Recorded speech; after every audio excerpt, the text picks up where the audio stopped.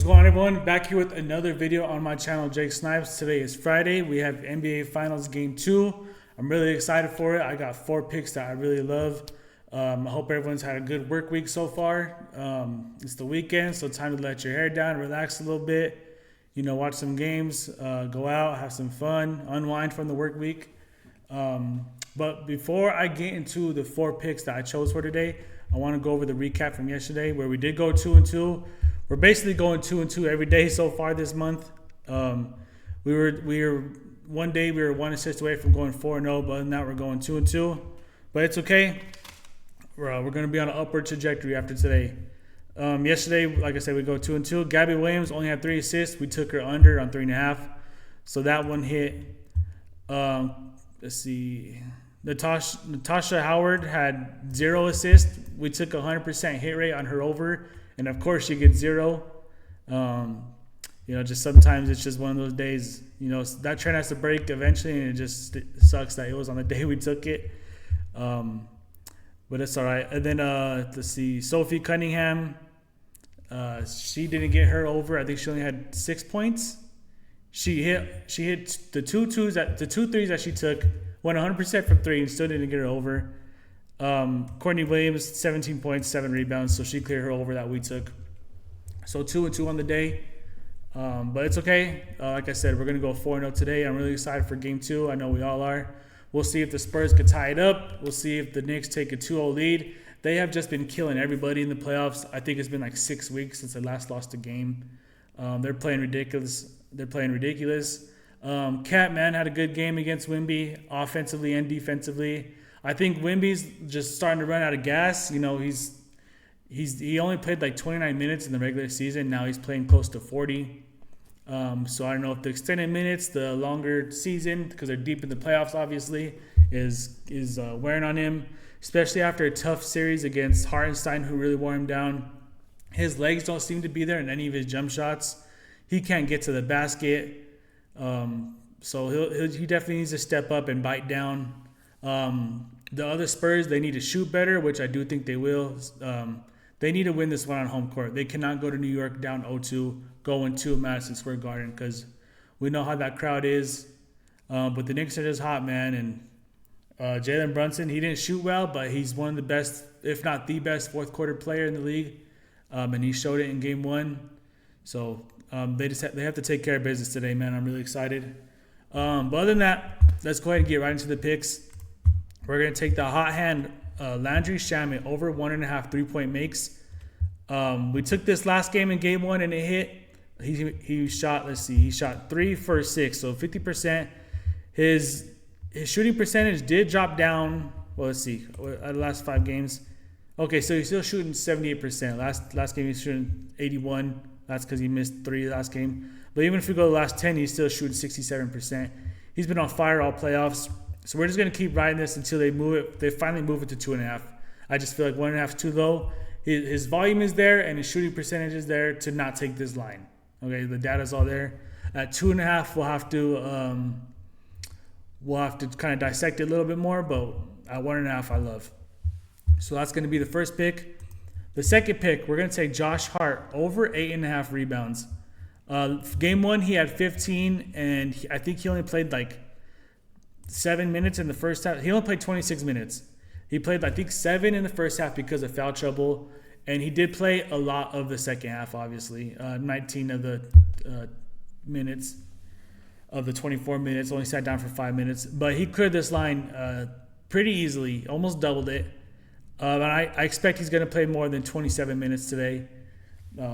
He just has to be a little more disciplined and not be in foul trouble. A couple of those he got 3 fouls in the first half. I think 2 of them were kind of ticky-tacky. So it all depends on how the refs are officiating the game. But he could have easily just not been in foul trouble and played the 40 minutes he's expected, or the 30 minutes. So I expect him to clear this line. Let's see. It did open up at 9.5. Or it opened up at 7.5, which I love. 9.5. I think I still would take it, but 8.5 I think is perfect. But if you could get at 7.5, that's awesome. Especially with these odds. These are almost plus odds. So we're going to take that. and that's going to be our second pick. So those are our 2 Knicks picks. We're going to go to our 2 Spurs picks now. We're going to take Dylan Harper over 4.5 rebounds. Yes, just rebounds. Last game we took his over on 6.5 rebounds and assists, but he had such a good game that they did adjust it. Let's see. Rebounds and assists is now at 8.5. I don't know if I love that line at 8.5. Those, even though those are great odds. But I do love his rebounds alone. Just five rebounds. 100% hit rate the last 5 games where he's averaging over 6. In game 1 against the Knicks, he had 8. He played really well. I'm not too worried about this matchup line with only third because obviously he had 8 alone last game. He played really well. I'm not sure I agreed with Mitch Johnson's decision to take him out. I think there was like 5 minutes left in the game. They took him out for Vassell, who wasn't really playing good, and Dylan Harper was. I think they should have just rode with him, and maybe they end up winning. I don't know. We'll see. But I think this line is just a tad low, and so we're going to take this at 4.5. Before I share my pick with you guys, I want to remind everybody to sign up for better using my promo code SNIPES. Using my promo code will give you 2 no-sweat entries up to $200 in bonus cash. So up to $100 per entry will give you 2 free swings at it. Either you win or you get all your money back. You don't lose in this situation. Take advantage of the offer. There's a bunch of free picks in there. There's profit boosts. There's multipliers. A lot going on in the Better app. I'll have the link down below in the description. Sign up for Better using my promo code SNIPES, and good luck. With our last pick, we're going to take De'Aaron Fox under 14.5 points. He's only averaging between 9 and 10 in the last 5 games. 80% hit rate. He only hit it against Game 7 against OKC. Game 1 against the Knicks, he only had 7. He's not shooting the ball well, and obviously, I mean, if you watch him, his burst isn't really there. He's dealing with the ankle injury, and a lot of his game depends on his burst, his speed, his quickness, and it's just not there. He's shooting 31% from the field, 20% from 3, 67% from the free throw line. He doesn't get there too often, so that's not really a factor. But his shot has just kind of left him. He could just be shooting with just arms and not his legs, obviously because his ankle's hurting. I don't know what it is. The volume is there, so he could clear this line. He just hasn't shot well in a long time, even back to all the way to the OKC series.